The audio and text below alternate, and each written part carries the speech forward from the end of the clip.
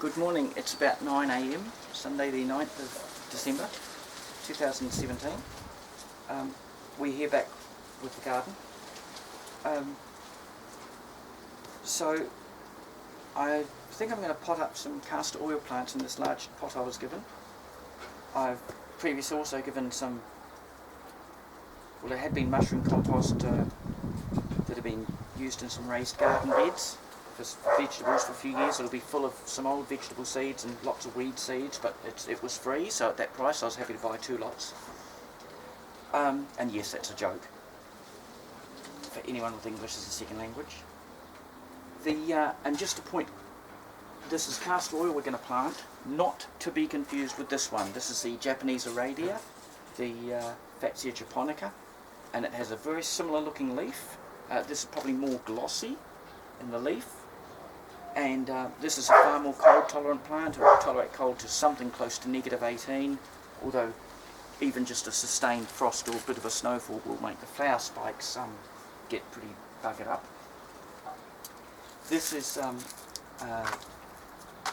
this castor oil plant's already lived several years, and it's suffered frost damage and still survived and grown a bit, and it's got a couple of seeds just starting there, flower stalks. The textbooks would tell you to wear a mask because there is a risk of Legionnaires disease from the dust from potting mixes, or keep it just moist. This is actually quite dry, so I'm trying not to stir up as much dust as any more than needed. I think I'll, there we go. Use of the billion purpose tool. And we get our other knife, a steak knife. You might need to buy a sewing machine to get a steak knife. Because it's been in the pot for a while, just cut around there several times. It's also handy if you've got a neighbour with a dog that barks at times, because that's really good to add some sound effects. So doing this just stops it doing a root circling thing. It's more a problem, you more want to do this when you're planting very long-lived trees and that in the garden.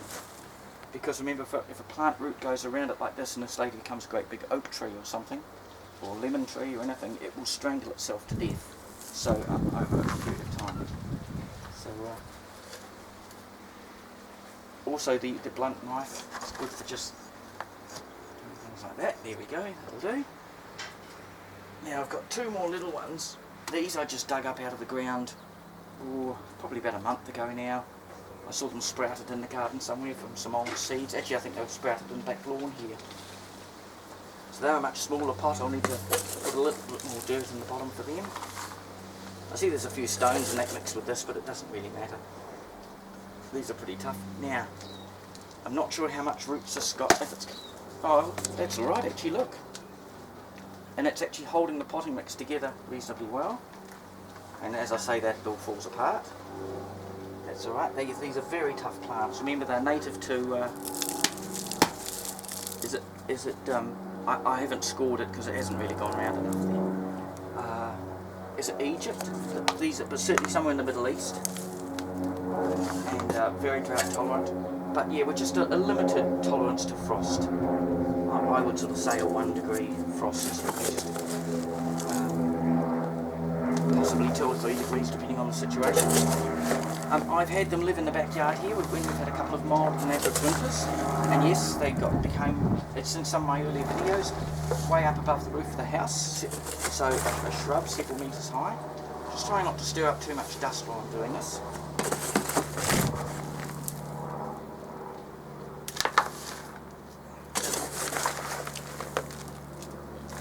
And then I'll give it a really good water.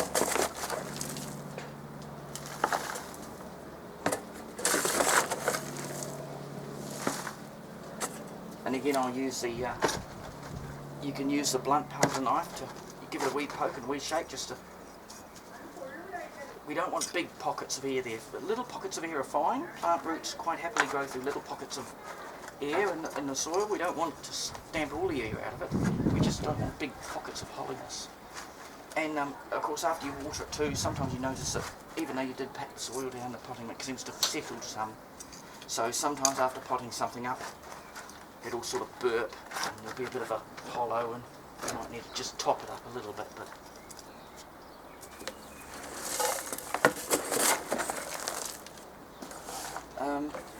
actually this is a 40-litre bin. Just try not to stir up too much dust. If you do this a lot, it'd probably be a good idea to use some form of dust mask. But if you just try not to stir up the dust, and then wash your hands and that afterwards, particularly wash your hands properly afterwards. So there we go. So that's actually taken what amounted to that whole 40-litre container.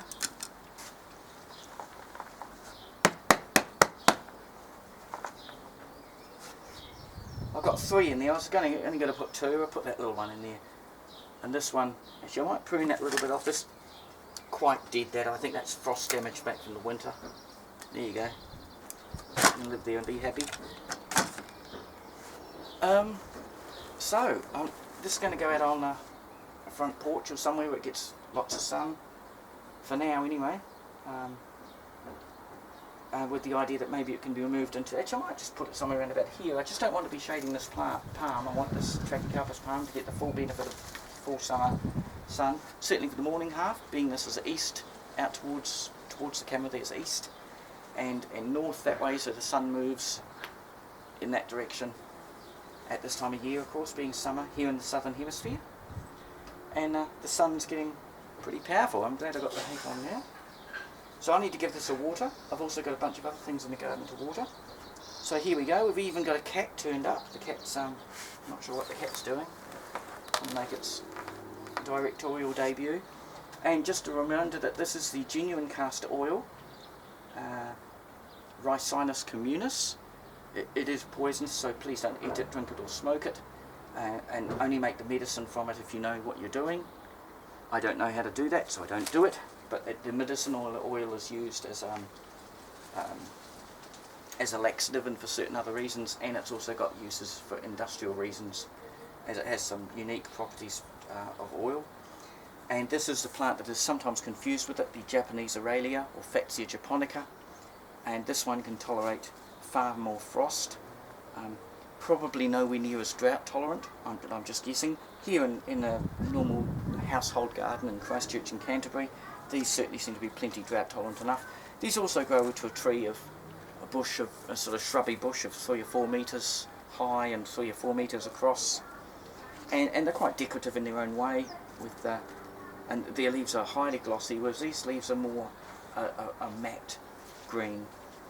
But you can see why they would be confused, especially if people in some climates don't see both of them. Once you see them side by side, you can sort of tell a difference a bit. And that's all for now, because these things need a really good water. So, and I may need to just top up that potting mix a little bit later. So this is Catherine in Christchurch, New Zealand, early summer of 2017. It's getting hot already. So I'll see you later. Okay, bye.